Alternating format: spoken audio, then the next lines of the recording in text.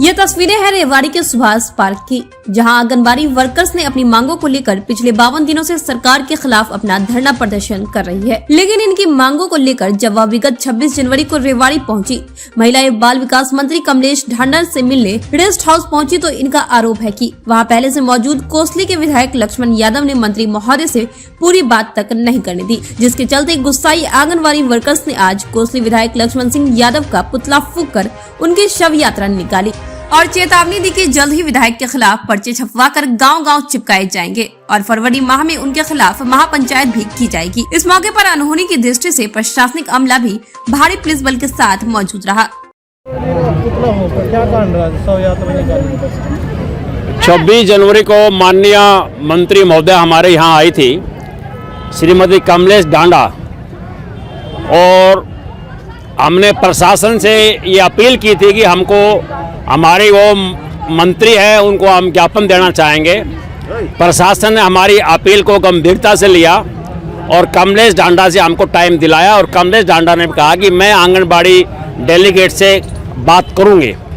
तो हम ज्ञापन लेने के लिए गए रेस्ट हाउस के अंदर, तो हमने अपना ज्ञापन सबमिट किया और हमारी बातचीत उनके साथ चल रही थी और बड़ी शालीनता के साथ मंत्री महोदय हमसे बातचीत कर रही थी एक एक मांग के ऊपर। तो मंत्री महोदय ने कहा कि आपका प्रतिनिधिमंडल मुख्यमंत्री से मिला था 29/12 को और आप लोग सहमत थे। मैंने कहा नहीं, वो प्रतिनिधिमंडल में हम नहीं थे। तो लक्ष्मण सिंह उठे और तेज आवाज़ में कहा कि इनका ये प्रतिनिधिमंडल था और ये मैडम हो ली इनसे बात।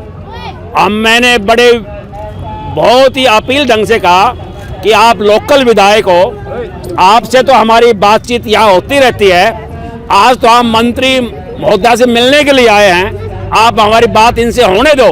परंतु वो इस बात को भी नहीं माने और वो कुछ ऐसे रहे।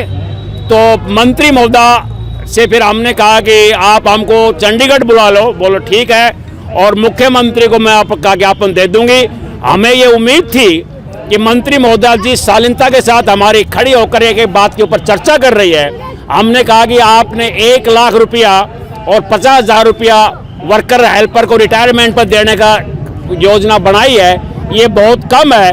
आप बंगाल में, पश्चिम बंगाल में 3 लाख रुपया है, तो 1,65,000 साल की नौकरी के बाद 1 लाख रुपए का क्या औचित्य रहेगा जो 65 साल आपकी नौकरी करेगा महकमे की। तो आप इसको डबल कर दो। तो वो कन्विंस ही लग रही थी बातचीत के दौरान, और 50,000 रुपया है उसको 1 लाख कर दो, या दोनों का आप इकट्ठा कर दो। एक्सीडेंट क्लेम में आपने 2 लाख किया है मैडम, तो आप 2 लाख के बजाय आप इसको ज़्यादा कर दो। 2 लाख का कोई औचित्य नहीं है, हर रोज कोई एक्सीडेंट से मरता भी नहीं है। कारण इनका बताओ, इनका चर्चा क्यों? तो फिर इन्होंने क्या हुआ, इन्होंने उस बात को आगे बढ़ने नहीं दिया विधायक महोदय ने, और हमने जो उनसे अपील की कि आप बात हम इनसे कर रहे हैं, आप इनसे करने के लिए आए, आपसे बात होती रहती है, वो इस बात। मैं तारा देवी, जिला रेवाड़ी की आंगनवाड़ी की प्रधान होने के नाते आपको बताना चाहती हूँ कि हमने 52 दिन हो लिए अपने धरने पे बैठे। हमारे जो लोकल विधायक लक्ष्मण जी है, उनके पास हम अपनी हिमायत लेकर गए थे।